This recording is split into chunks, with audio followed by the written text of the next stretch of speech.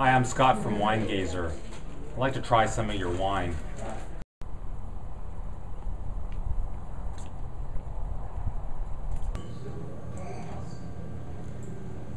Hi, I'm Scott Sheldon, and welcome to this episode of Winegazer.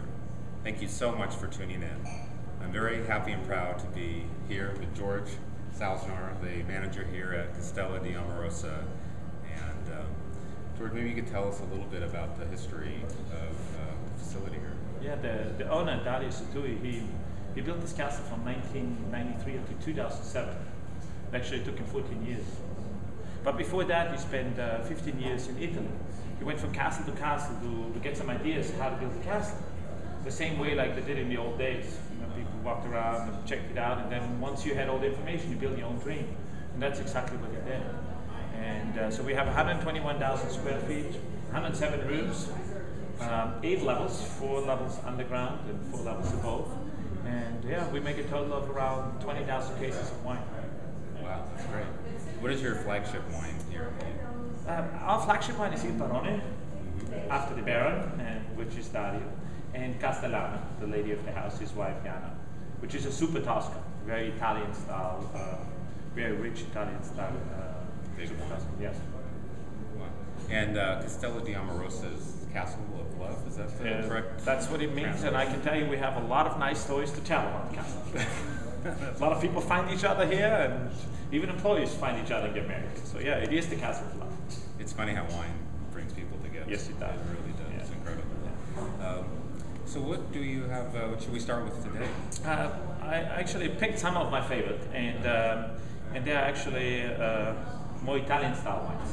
And we do have Chardonnay, great Cabernets and everything, but on purpose I picked 4 wines that I thought represent the castle very well. One of them is Gewürztraminer, Mendocino County. We own 18 acres of vineyards up there. We have 30 acres around the castle, and then we have 18 acres up in Napa Valley. And we plant Pinot Grigio and Gewürztraminer there. And Gewürztraminer is one of my wines that it's great food wine, you know, so yeah. I thought we'd start with that. Can I put that already? Beautiful, that'd be great. Let's start with that. So this is 2010. This is 2010 Gewürztraminer. Are there a lot of other producers in Napa Valley doing Gewürztraminer? Actually, no. I haven't seen that many. There is a few up north. It would be too warm here. Gewürztraminer needs a little colder temperatures in Napa Valley, generally speaking. A little colder, a few degrees. That's why it's also good for Pinot Noir up there and Pinot Grigio. And I just think it's an incredible food wine. Yeah, I think it's very underrated, actually. Huh? Very underrated. Yeah, that's why it's also so reasonable. You can get good wines at a reasonable price. Yeah. Beautiful honey. It's very spicy. It has a nice spiciness. Gewürztraminer is originated in the northern part of Italy, in Tramin, and then found its way up to Germany. And the German added the word Gewürz, which means spicy. It actually means spicy Traminer. So, and then he found his way up to the northern part of Germany and to Alsace, where it is actually quite famous. Right. And Gewürztraminer from Alsace. And I have to say, for me, I like the floral note. I think it has very well balanced, nice spiciness, a little cinnamon even, and it's a great food one. I serve it every year for Thanksgiving because I think it matches, you know, the turkey with all the stuffings and everything. I think it's a great wine for Thanksgiving. Yeah. Yeah, that's cool. Yeah. I like the spiciness and the acidity of this wine very much. Yeah, me too. I have to say, people have a hard time to relate to Gewürztraminer. I guess, you know, I think it has to do with the pronunciation of it. Yeah. And I always tell people, you know, I'm not allowed to sell you Gewürztraminer if you don't know how to pronounce it. So people at the bar really work hard to figure out how to pronounce it correctly. Yeah, I think some people are afraid to order it. Yes. In restaurants because they're afraid of, you know, embarrassing themselves in front of their date or something by mispronouncing it. I would be surprised about that. Our second wine, do you want me to go on to the second? Sure. Yeah. Okay. Our second wine that I chose is called Sangiovese. It's, I would say, a classical Chianti Classico. That is something that's doing extremely well in Napa.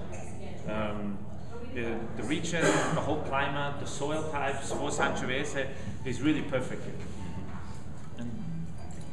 Yeah, there are a lot of Italian red varietals being done very well here in the valley. Yes, I agree. Nebbiolo, Yes. Dolcetto even. I have so far a hard time to find any good Nebbiolo, I have to say. But I tasted some good Barbera, I had some great Sangiovese, Dolcetto I tasted and I liked, but Nebbiolo I always had a hard time. That's interesting. I think that's kind of a rusty grape that fights a lot, doesn't want to just move out of Piedmont, I guess. So this is one of the things that we actually really like about is the wines have to match the food. And I think Sangiovese is a wine that's just a great food wine. Great with pizza. Yes, my pizza wine. Yeah, me too. Yeah, I call it pasta and pizza. We eat a lot of pasta at home, and yeah, that's what I open. I open a bottle of Sangiovese. Good man. Yeah. Yeah, I like the rustic feeling, that you get from Sangiovese. The earthiness, Yeah, yeah. when you go to Tuscany and you order any red, you just order a glass of wine. 9 out of 10 times you get Sangiovese. Really?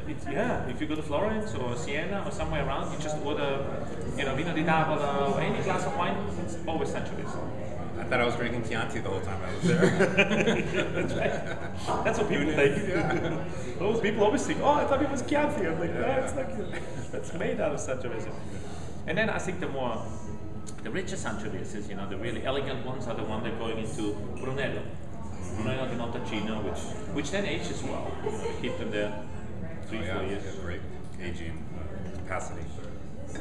Oh, that's beautiful. Huh? That's really delicious. Yeah, with food. Daddy is a very big proponent of wine needs to match food, and I think that Sangiovese is for me pasta and pizza.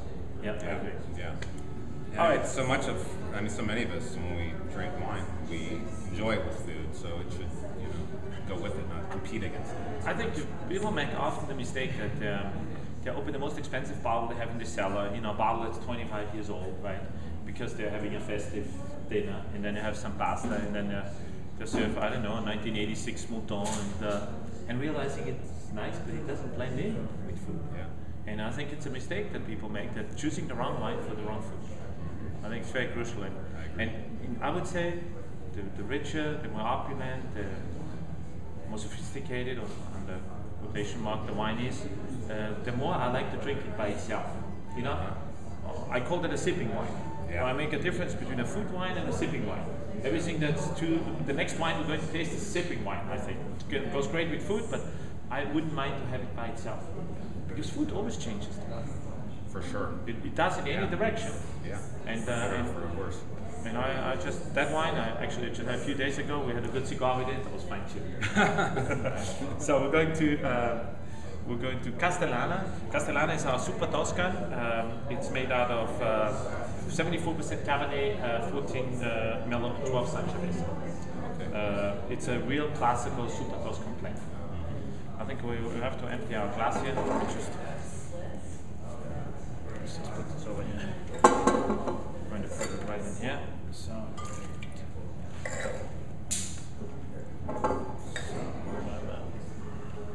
A little wax too. Huh? On this one. Very Pacific classy. Yeah. So this is Castellana 2006. Now that wine was 20 months in French oak and over 2 years in the bottle. We kind of try to follow the Italian style a little bit to really age wines well before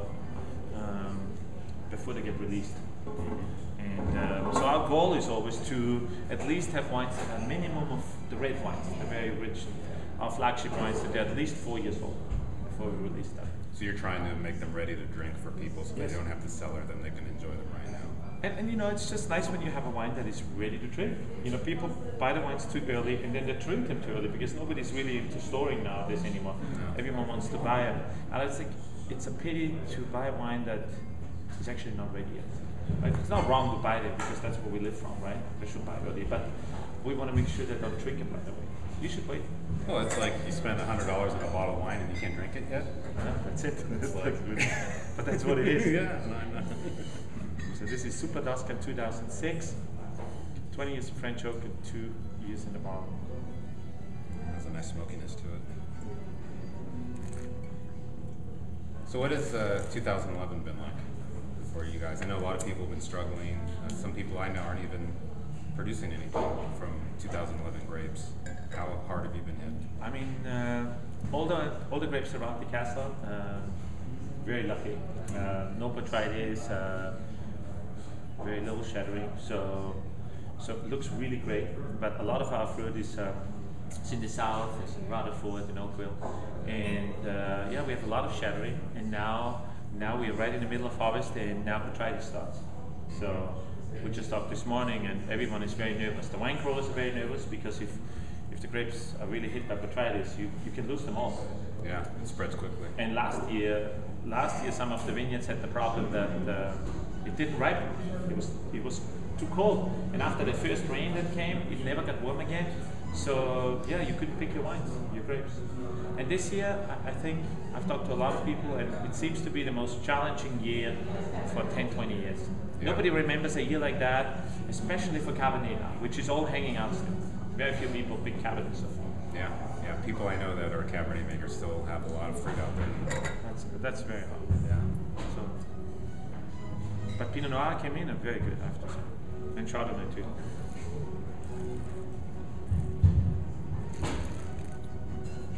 It's delicious. It's great. Nice sherry notes, and very well balanced. Has a little bit the earthiness of the Sangiovese. It's very round. Beautiful fruit. Yeah. Wouldn't you think that goes well with a good cigar? So you should try that out, a little cigar and wine pairing. Have a cigar.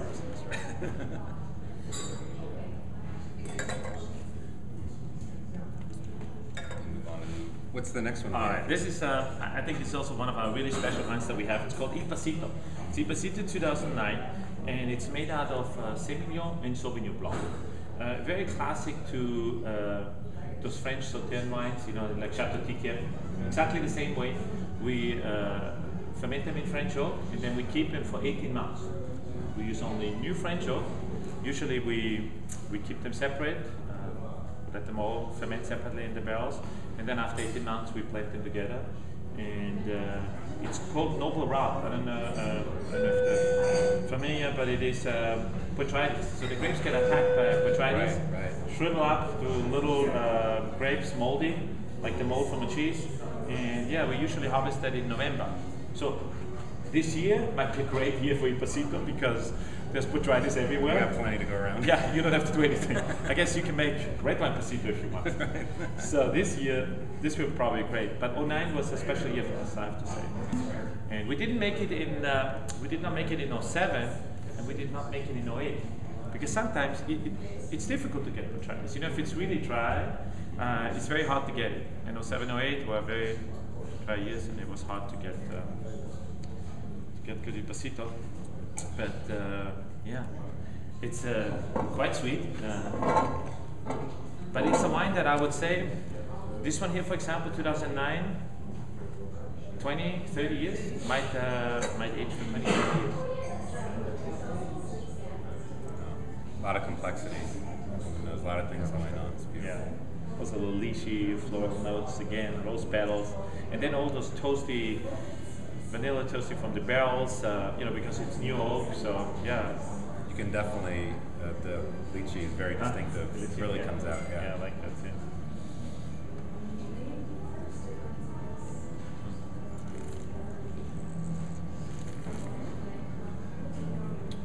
This is beautiful. And we just bottled it actually 4 weeks ago. Really? Yeah. It's delicious, yeah. I like it. It has a long shelf life. I would say, yeah, 20, 30 years without any problems. I would say. It's great. It's great.